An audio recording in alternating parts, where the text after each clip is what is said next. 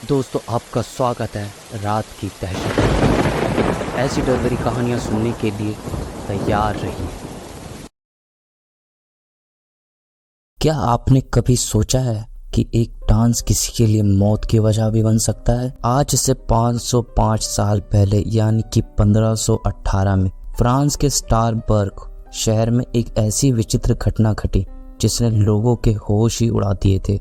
एक अनजान बीमारी के कारण शहर के कुछ लोगों ने अपने घरों से बाहर निकलकर अचानक नाचना शुरू कर दिया। वे तब तक नाचते रहे जब तक कि उनके शरीर ने काम करना बंद नहीं कर दिया या फिर जब तक उनकी मौत नहीं हो गई। इस तरह लोगों के मरने का सिलसिला कई दिन तक चलता रहा, लेकिन बावजूद इस बीमारी के फैलने का कारण आज तक पता नहीं लग सका। लेकिन जब भी इस बीमारी का जिक्र होता है तो इसे फ्रांस में हुई एक घटना से जोड़कर देखा जाता। तो क्या थी वो घटना, चलिए जानते हैं विस्तार से। तारीख 14 जुलाई 1518, जब फ्रांस के स्टारबर्ग में रहने वाली फ्राउ ड्राफिया नामक एक महिला अचानक घर से बाहर निकलकर नाचने लगी। हैरानी की बात यह थी कि जब ये महिला नाच रही थी तो ना तो वहाँ कोई गाना बज रहा था और ना ही कोई गाना गा रहा था। महिला बस अपनी धुन में नाचे जा रही थी। एक और बात इसमें काफी विचित्र ये थी कि नाचते समय फ्राउ के चेहरे पर कोई भाव नहीं दिख रहा था। ना वो हंस रही थी और ना ही रो रही थी, वो बस बेसुध होकर नाच रही थी। तब फ्राउ की इस हरकत को देखकर कई लोग घरों से बाहर निकल कर आए। वे हैरान होकर उसका डांस देख रहे थे। हालांकि किसी के लिए भी उसके नाचने का कारण समझ पाना मुश्किल था। फ्राउ के पति ने उसे रोकने की कोशिश भी की, लेकिन फ्राउ ने उसकी एक ना सुनी और बस नाचती ही रही। फ्राउ सुबह से नाच रही थी। नाचते नाचते शाम हो गई, लेकिन उसने नाचना बंद नहीं किया। उसके शरीर के काफी अंग फूल गए थे, लेकिन बावजूद इसके वो नाच रही थी। तभी अचानक वो बेहोश होकर नीचे गिर गई।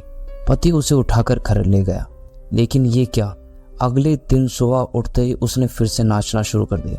ना कुछ खाया ना कुछ पिया, बस नाचती ही गई। इस तरह नाचते नाचते उसे 2-3 दिन बीत गए। अब उसके पति को उसकी चिंता होने लगी थी। फ्राउ ड्राफिया को इलाज के लिए डॉक्टर के पास ले जाया गया। उधर फ्राउ की तरह 34 लोग भी इस बीमारी का शिकार बन चुके थे। जब इस बात का पता शहर में चला तो इस बीमारी को डांसिंग प्लेग का नाम दिया गया।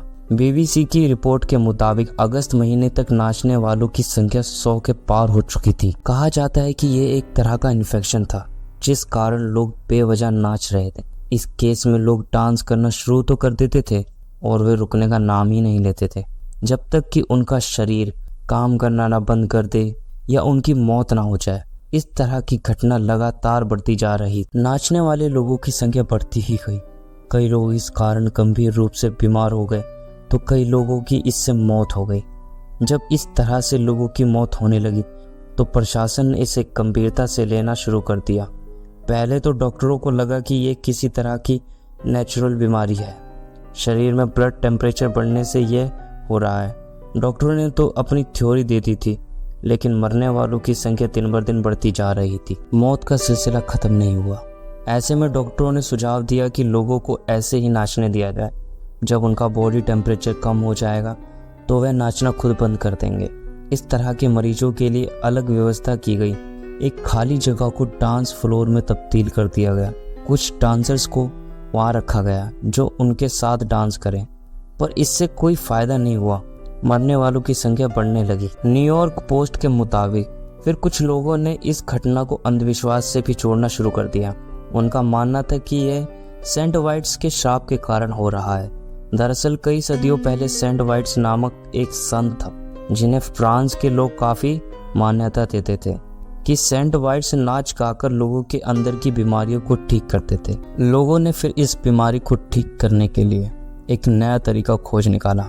वे डांस करने वाले लोगों को सेंट वाइट्स के प्रार्थना रूम में ले जाने लगे। उनके हाथों में क्रॉस देकर डांस करवाया जाने लगा। साथ ही उनके ऊपर हॉली वाटर भी छिड़का जाने लगा। चाहे इसे अंधविश्वास कहें या कुछ और, लेकिन उससे कई लोगों को फर्क भी पड़ा।